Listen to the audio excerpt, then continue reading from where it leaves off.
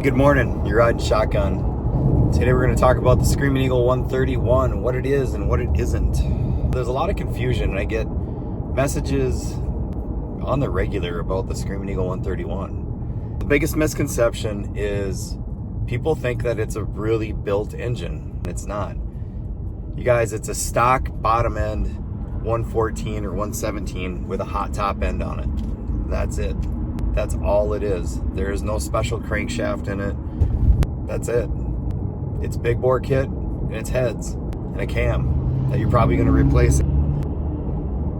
There's value in it with it's quick. If you've got a catastrophic failure with your engine, you can open up the catalog, buy that engine, and get it thrown in. Or a lot of dealers are offering amazing incentives on brand new bikes when you want a new engine.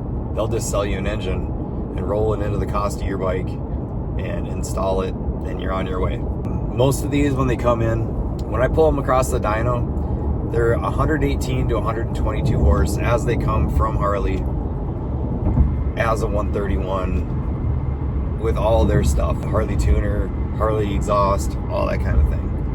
That's another thing. You can't buy that engine without buying Harley's exclusive Screaming Eagle catted head pipe. There's that. You get maybe 135 to 140 foot-pounds of torque. That's all choked up with the EPA tune and all that kind of stuff.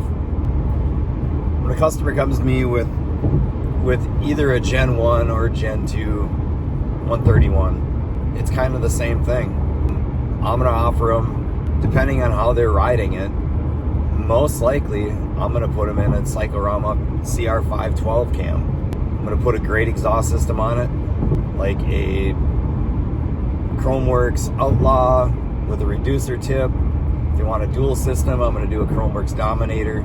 If they want a little quieter, we'll go to the Tab Redline series. If they want it louder, now we're going to jump to a D&D. Don't need any head work. All you need is a good air cleaner. Likely because Screaming Eagle did it. They already sold you an extreme ventilator or an extreme wedge, which is great. Works awesome. We're going to tune that all up. That bike's going to be somewhere in the 145 to 150 horse range. About the same for torque. Some do a little bit better. That's generally the sweet spot where you're going to be with that. Why it's advantageous is it comes with the Screaming Eagle heads. So you can do a lot with that. You can have it ported.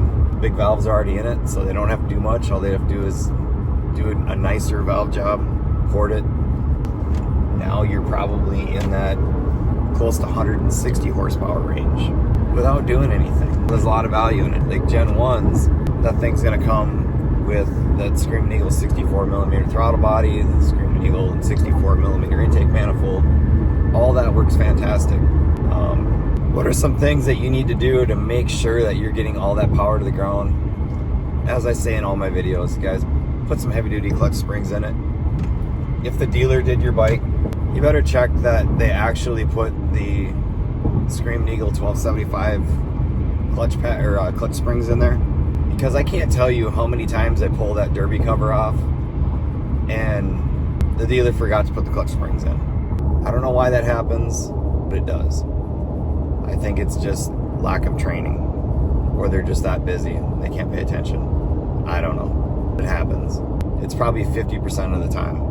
You really got to double check what they did there. Otherwise, that engine's going to burn up your stock clutch real quick.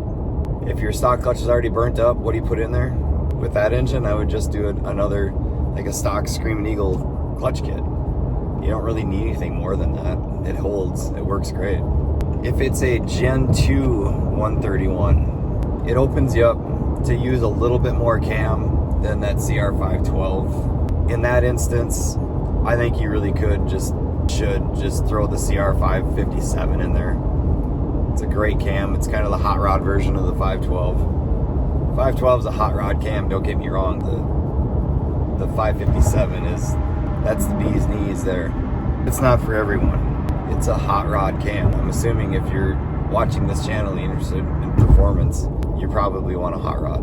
Just do that 557. If it's a Gen 1 131, you're not going to have enough compression to run the 557. So that's why I only say it for Gen 2.